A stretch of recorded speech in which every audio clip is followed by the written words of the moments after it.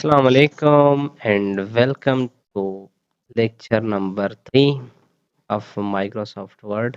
So guys, आज हम Microsoft Word में जो है होम टैब हमने शुरू किया था उसमें हमने फॉन्ट को डिस्कस किया।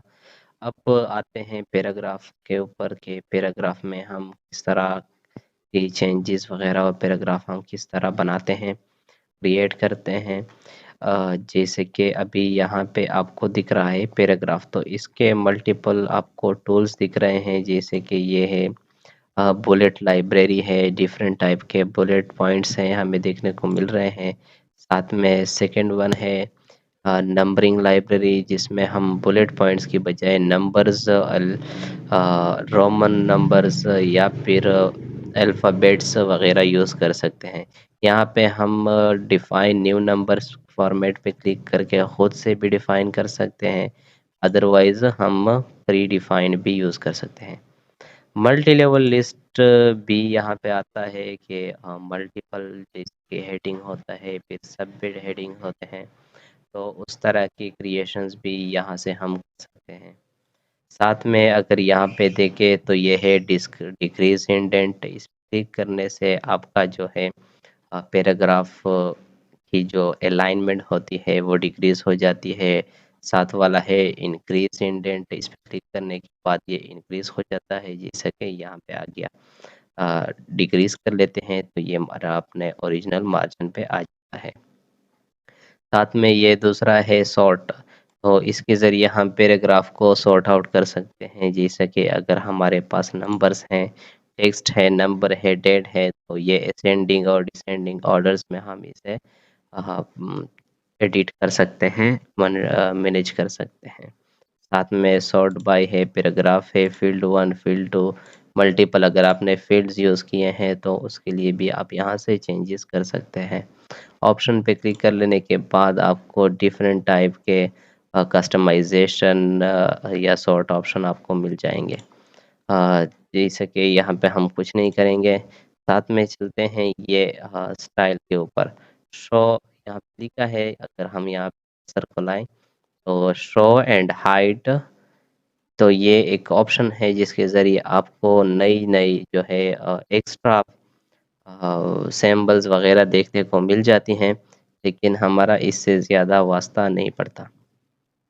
साथ में नीचे जो आते हैं ये है टेक्स्ट अलाइनमेंट्स, जैसा कि अभी ये लेफ्ट पे है, तो ये जो है सेंटर पे आ जाता है। इस पे क्लिक करने से आपका जो टेक्स्ट होता है वो टेक्स्ट लाइन जो है राइट साइड पे आ जाता है, यानी राइट पे सारा का सारा आपका टेक्स्ट होता है।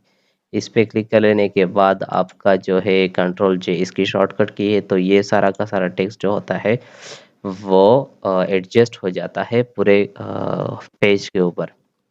तो ये कुछ अलाइनमेंट्स थे, ये जो है ये लाइन स्पेसिंग है कि आप ये तो ऑलरेडी हमें कुछ साइज़ेस बताए गए हैं कि आपके जो टेक्स्ट है उनके लाइंस के दरमियान कितना फासला होना चाहिए। 1.15 है, 1.0 है, 1.5 है, 2 है, 2.53, एंड यहाँ से ऑप्शन भी आप खुद से भी क्रिएट कर सकते हैं कि आपको कितना स्पेस चाहिए। साथ में अगर यहाँ पे आए तो यहाँ पे हमें 3 कलर देखने को मिल रहा है। ये जो कलर हम सिलेक्ट कर लेते हैं तो ये पूरे पैराग्राफ के बैकग्राउंड पे अप्लाई हो जाता है। साथ में बॉर्डर्स है कि आपने बॉर्डर कौन से अप्लाई करना है, बॉटम पे यूज़ करना है, टॉप पे, लेफ्ट पे, राइट पे, या फिर नो बॉर्डर, जो कोई भी बॉर्डर नहीं, ऑल बॉर्डर्स करके सारा का सारा टेक्स्ट पे बॉर्डर आ जाता है। आउटसाइडर बॉर्डर के सिर्फ आउटसाइड पे आ जाता है, इनसाइड पे भी है, इनसाइड हॉरिजेंटल भी है, इनसाइड वर्टिकल बॉर्डर भी है। तो ये डिफरेंट टाइप्स के हमें बॉर्डर्स देखने को मिल रहे हैं। हॉरिजेंटल लाइन को पे क्लिक करने से आपको एक हॉरिजॉन्टल लाइन ड्रॉ करके दे देता है, जो कि अमूमन हम थोड़ी बहुत ग्राफिक्स में या फिर सीवी वगैरह में यूज़ करते हैं।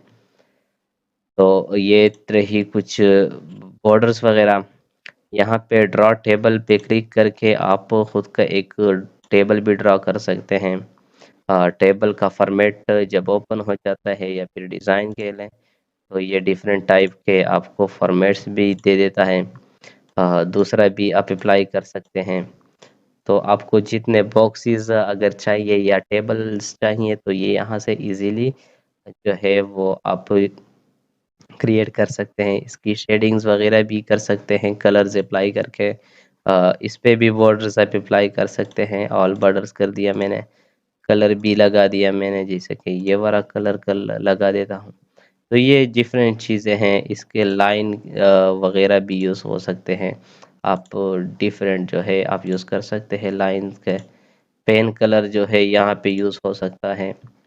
जैसे ये हो गया, क्योंकि वो वाला कलर मैंने सिलेक्ट कर लिया था। अब ये जो टेबल्स मैंने ड्रॉ कर लिए, अब मैं चाहता हूँ कि नहीं मैं इसे डिलीट कर दूँ, तो सिंपली आपने इरेज़र को क्लिक कर लेना है और इसको सिलेक्ट कर लेना है। ये अभी सिलेक्ट नहीं हुआ, सिलेक्ट हो गया और ये डिलीट डिलीट कर देते हैं इसको अभी। ये भी डिलीट हो गया। पूरा सिलेक्ट कर लेते हैं तो ये खुद ब खुद डिलीट हो जाता है। तो ये जो टेबल्स हमने ड्रॉ किए थे वो हमने कर दिए रिमूव्ड। तो आज हमने सिर्फ ये ही कुछ टूल्स पढ़े पैराग्राफ में। तो गाइस ये यहाँ पे पैराग्राफ में हमने ये कुछ टूल्स पढ़े को प्रैक्टिकली इन दो पैराग्राफ्स के ऊपर अप्लाई करके देखते हैं कि ये किस तरह यूज़ होते हैं।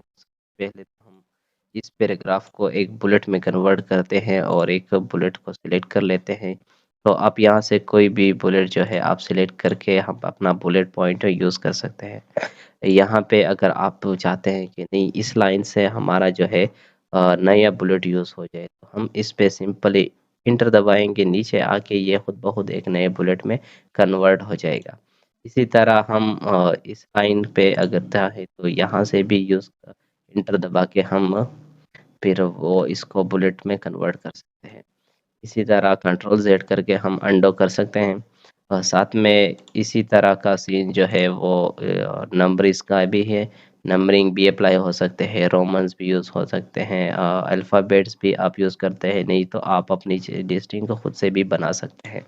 तो ये कुछ बेसिक चीज़ें हैं। यहाँ पे मिक्स पे आके आप कोई भी इससे सिलेक्ट कर सकते हैं अपने लिए कि आप जिस तरह का काम करवाना चाहते हैं तो उसके लिए आप यूज़ कर सकते हैं।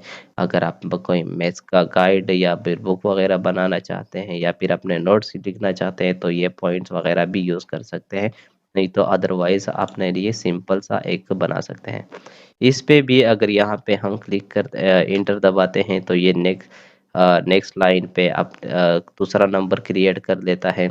लेकिन अगर मैं चाहता हूँ कि नहीं यही लाइन जो है ये वाली, ये इसी के नीचे आए, यानी इसकी सब लाइन बन जाए या फिर सब हेडिंग जो हम कहते हैं वो बन जाए, तो हम सिंपली इस टैब बट दबाएंगे और ये जो है इसके अंदर आ जाएगा। जैसे कि हम कह सकते हैं इसका जो है सब पार्ट है ये वाला। तो ये कुछ सीन यहाँ पे हम क्रिएट कर सकते हैं। इस तरह अगर हम ये वेन से शुरू करें तो ये इसके अंदर आ जाएगा। इसमें भी अगर हम टैब दबाएंगे तो ये फिर नीचे आ जाएगा। अगर हम यहाँ पे नीचे आए तो ये बैक पे हम चलते हैं और वापस अपनी जगह पे चले जाते हैं। तो इस तरह का कोई एक छोटा सा सीन है, ज़्यादा वो मुश्किल वाली चीज़ तो है नहीं। अब चलते हैं नीचे अलाइनमेंट पे, तो ये अलाइनमेंट जो है हम इस पैराग्राफ पे अप्लाई कर लेते हैं।